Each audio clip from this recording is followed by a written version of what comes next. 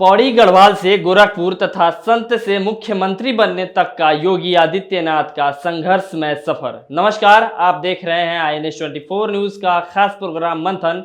मैं हूं आपके साथ निहाल। योगी आदित्यनाथ की गिनती आज देश के सबसे प्रभावशाली नेताओं में होती है।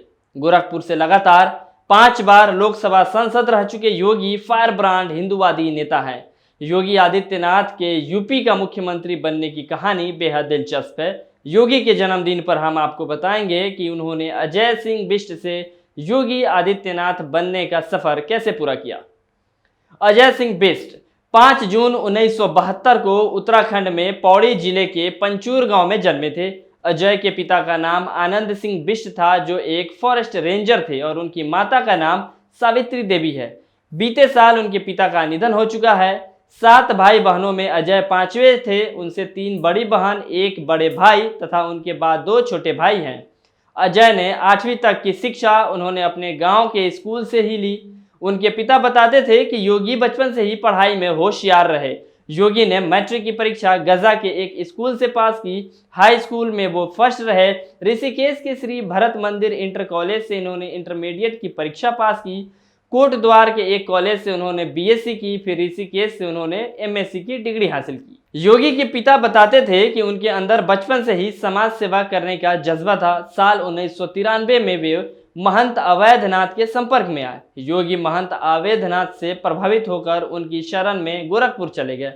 महंत अवैधनाथ से उन्होंने दीक्षा प्राप्त की और वे सन्यासी बन गए। इस तरह उनका नाम अजय सिंह बिष्ट से बदलकर योगी आदित्यनाथ हो गया। महंत अवैधनाथ के निधन के बाद योगी को महंत बना दिया गया। गुरु अवैधनाथ ने सन 1998 में राजनीति से संन्यास लिया और योगी आदित्यनाथ को अपना उत्तराधिकारी घोषित कर दिया। गोरखपुर से लगातार 5 बार संसद रहे। यहीं से योगी की राजनीति में एंट्री हुई। 1998 से बीजेपी की टिकट पर 26 साल के योगी गोरखपुर से चुनाव लड़े और जीत गए। उस समय वे लोकसभा के सबसे कम उम्र के सांसद थे। इसके बाद वे 1999 में फिर सांसद चुने गए। 2004 में चुनाव हुए, जीते। 2009 जीते। 2014 में लोकसभा पहुंचे। 2017 में बने मुख्यमंत्री योगी का पूर्वांचल में अच्छी खासी पकड़ मानी जाती है। यही वजह है कि साल 2017 के विधानसभा चुनाव में योगी को स्टार प्रचारक बनाया गया। विधानसभा चुनाव में बीजेपी ने बम्पर जीत हासिल की। बीजेपी नेतृत्व ने बड़ा फैसला लेते हुए योगी को मुख्यमंत्री की कुर्सी दी।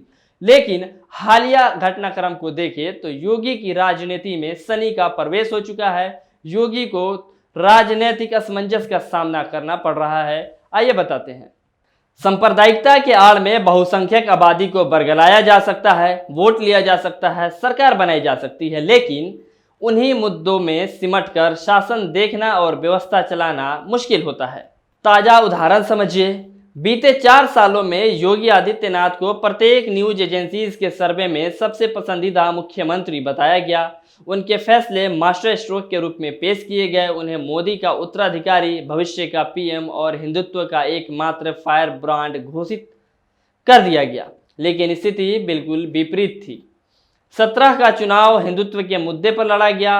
रामजादे और हरामजादे के नारों के बीच पूरा कैंपेन मोदी के नाम पर चला। स्वर्णों ने एक मुश्त वोट दिया। केशव प्रसाद मौर्य के नेतृत्व में गैर यादव OBC भाजपा के साथ मिले। समीकरण सफल हुआ तो प्रचंड बहुमत मिली, लेकिन संघ के दबाव और पार्टी के एजेंडे ने योगी आदित्यनाथ को कुर्सी पर बैठाया। कई लोगों की भीड़ से उन्हें बुलाकर CM की कुर्सी दी गई थी, लेकिन पद संभाला तो जतीयता चरम पर आ गई।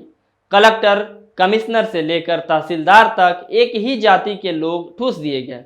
कुछ चुनिंदा अधिकारियों के हाथ में पूरे प्रदेश की बागडोर सौंप दी गई। बड़ी संख्या में भाजपा विधायक सरकार के खिलाफ धरना पर बैठे मिले। कानून व्यवस्था गुंडा राज में तब्दील हो गई। रेप और हत्या की धाराओं से प्रदेश की छवि खराब होने लगी, लेकिन मीडिया उन्हें फिर भी बेस्ट CM का अवार्ड देता रहा।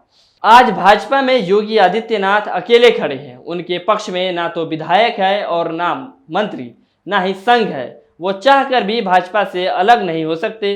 अलग हुए तो राजनीति खत्म हो जाएगी। हिंदू हृदय सम्राट का चोला उतर जाएगा। लेकिन नुकसान तो भाजपा को भी हो रहा है। यूपी के CM बनने से पहले योगी आदित्यनाथ कई बार पार्टी विरोध में खड़े दिखे थे। RSS को टक्कर देने के लिए युवा वाहिनी और बजरंग दल को खड़ा किया था।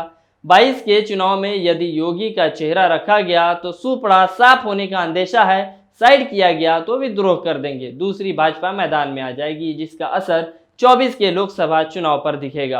पूर्ण बहुमत से चुनी हुई सरकार की तिलमिलाहट देख लीजिए, कुव्यवस्था देख लीजिए, बर्बादी देख लीजिए। इसलिए सांप्रदायिकता के आड़ में बहुसंख्यक आबादी को बरगलाया जा सकता है, वोट लिया जा सकता है, सरकार बनाई जा सकती है, लेकिन उन्हीं मुद्दों में सिमटकर शासन देखना और व्यवस्था चलाना असंभव होता है। इस लेख को लिखा है प्रियांशु ने। आप देख रहे थे INS 24 न्यूज का खास कार्यक्रम मंथन। अगर आपको हमारा ये प्रोग्राम पसंद आता है तो कृपया लाइक करें, सब्सक्राइब करें, ताकि हमारे द्वारा अपलोड की गई हर वीडियो आप तक मिले। धन्यवाद।